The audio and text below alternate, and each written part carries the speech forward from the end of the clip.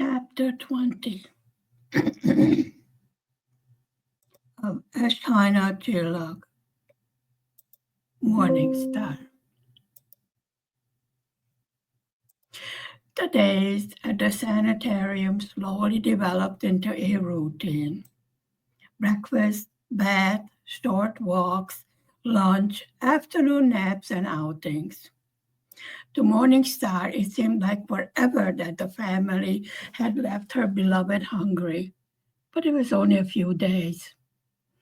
The days slowly went into weeks. Altogether, Morningstar and her family spent 4 weeks in Purkazorf. Here, they met many other refugees, and long discussions between the grown-ups could be overheard long into the night. The topic, of course, all the time was the question, where to go from there.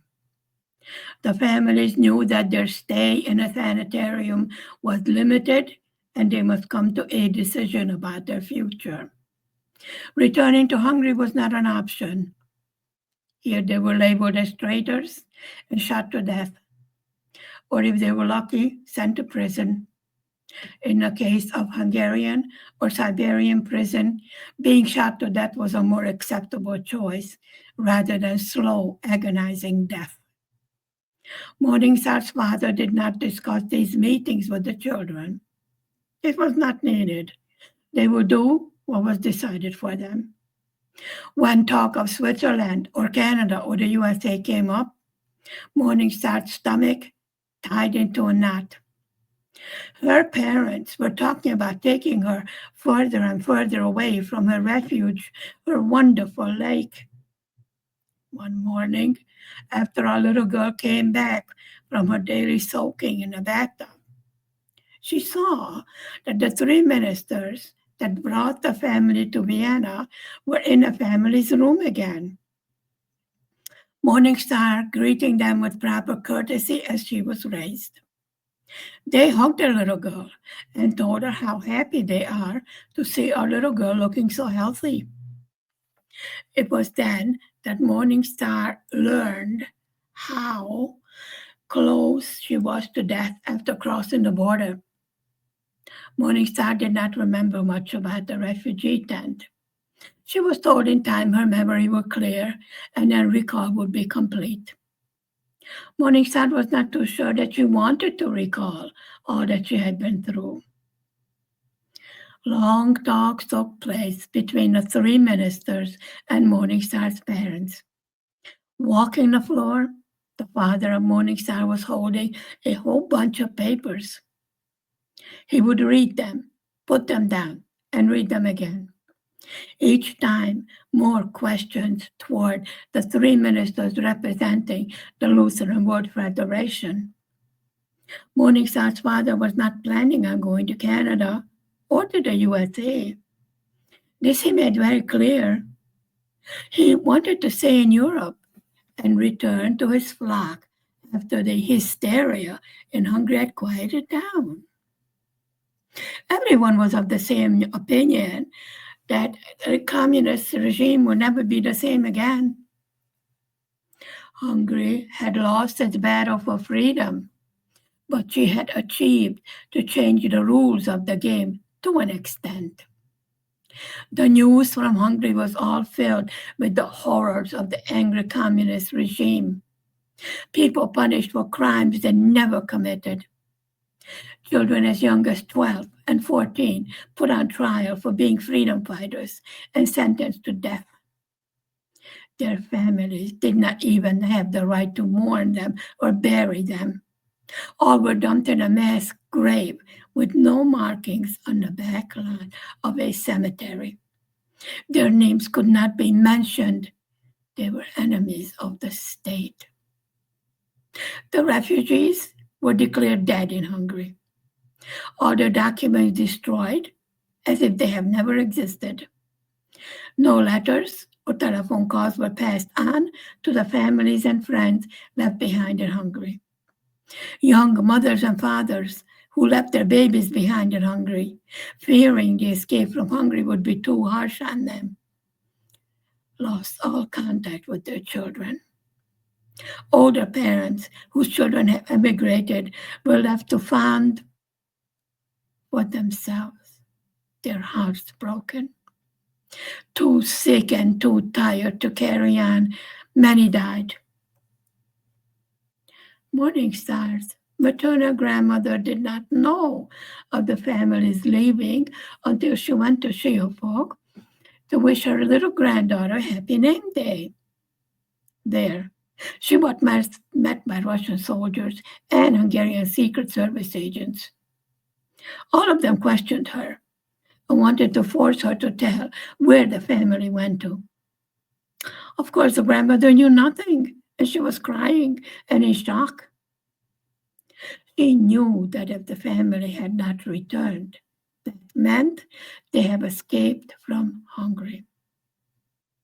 Finally, the grandmother was allowed to enter the parish house. There, what she saw was even more shocking than she could imagine. The house was ransacked, all belongings thrown out from the closets, books, papers, personal documents, all in the middle of the large bedroom floor. Precious pictures torn in half, baby toys half burned, and even the floor ripped up. In their search for anything of value, the soldiers left nothing intact. In their anger at finding no money or jewelry, the soldiers took everything they could move outside to the front yard. So all the papers can be burned, so all the passersby can see what was to happen if they are they have the idea that they should leave. Then they set the pile of belongings, including the furniture, on fire. After this deed was done, the soldiers informed Morningstar's maternal grandmother that her daughter and grandchildren no longer exist. They are dead. She is never ever to mention them again or dare to mourn them. By this time, the grandmother was kneeling in the snow. She could take no more pain. Not even knowing what she was doing, Morningstar's grandmother handed the cake she made for a little girl to the soldiers, and the cookies, along with a little doll she bought for her precious little Morningstar. The soldiers took these offerings. A few felt pity for the grandmother, reminding them of their own mothers and grandmothers. They did not thank anything, just ate silently. This scene was repeated many times in many different places after that revolution of 1956.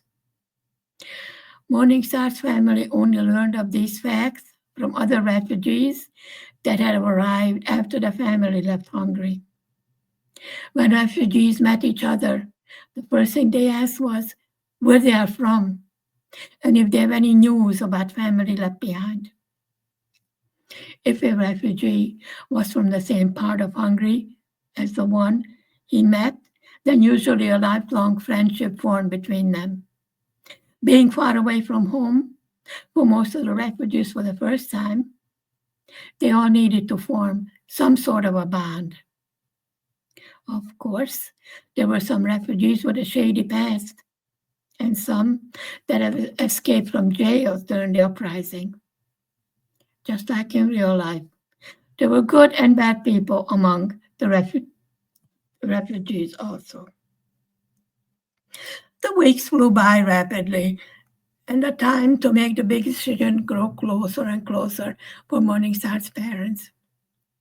The father was still leaning towards Switzerland. The ministers from Lutheran World Federation explained to Morningstar's father that all of the family's expenses so far were paid for by their organization, and there was a reason for this. Morningstar's father knew 7 languages. Among these was English and German, besides the native tongue Hungarian. The father of our little girl was presented with 2 final choices. One was to return to a refugee camp after Morningstar was declared healthy by the doctors. The second choice was rather that be listed a refugee family, the father can fill an empty post as a minister in a Hungarian American church in Buffalo, New York. If he accepts this post, then the family will not arrive as refugees in America, but as the family of an invited minister to this church. Morningstar's father was given 3 days to make up his mind. Arrangements had to be made and papers made out for his move. The first plane load of refugees was to leave for America around Christmas time. The Lutheran World Federation ministers wanted Morningstar's family on that plane. The big decision was finally made. After many sleepless nights, Morningstar's parents decided against the refugee status and chose to go to Buffalo, New York as an invited minister to a Hungarian American church. This would mean that the family would have to spend a minimum of time in a refugee camp. The stay at a refugee camp could not be avoided, however unpleasant it may be. The procedure for the processing and transportation of the refugees only took place at these camps. It was a lucky thing that Morningstar's father collected all of the personal documents before leaving Hungary. This made the processing much faster and easier. Many of the refugees had no legal documents with them to identify themselves. And it took many months until all of the background check and research could be done on them, and then transported to their final destination. Many of the refugees chose Canada, some America, some Australia. The quotas were set for each country as to how many refugees it could handle and of what age and education. Many of the refugees knew the German language, or at least some German, so they chose one of the German-speaking countries. Actually, the refugees went to all parts of the world that would take them in and help them start a new life.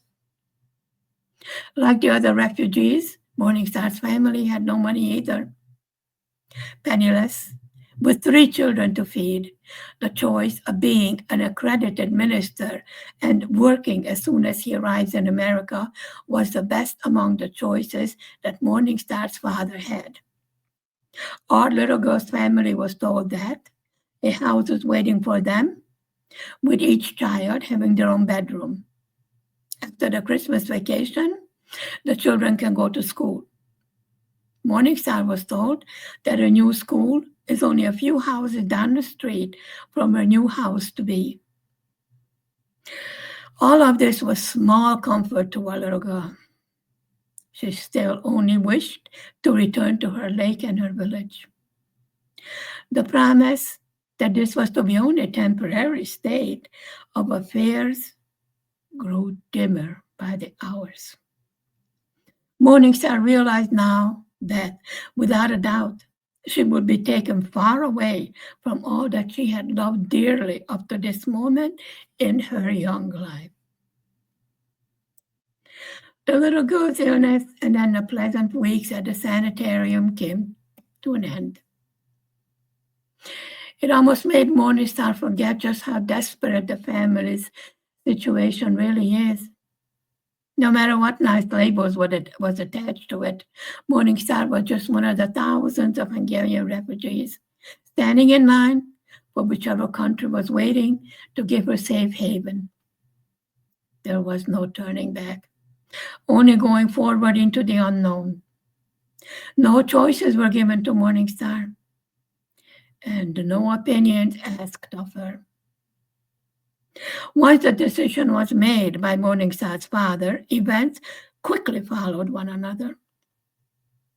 The amount of luggage that was allowed on the airplane was limited, so all excess belongings again had to be left behind. These were given by different charities, and they would be passed on to other refugee families. The toys, clothes, books, and all that was given to Morningstar were taken away again. Morningstar learned quickly not to attach herself to any material items because it will only be taken from her. Since no one asked Morningstar's feelings, these conclusions she drew for herself and kept them in her logical little mind. Her heart was aching from homesickness, but even that she was not allowed to voice. Morningstar was informed how lucky she is that her father is a minister and that she will not arrive in the USA as a refugee child. Our little girl thanked the Lutheran World Federation ministers, but the sweet, ready smile has vanished from Morningstar's face. There was no use explaining to any of the adults how she felt. They would not understand anyways her special bond to her lake. Morningstar was mourning her childhood, and no one noticed or seemed to care. The adults said it was as a result of her illness that our little girl became moody and solemn at times. Morningstar stopped trying to explain how she felt. She just looked at the adults with her sad, big brown eyes and remained silent. No more impish little laughter or mischief came from our little girl. Only silent, unshed tears were in her eyes. End of chapter 20. End of book 1 of Esthajnalcsillag, Morningstar.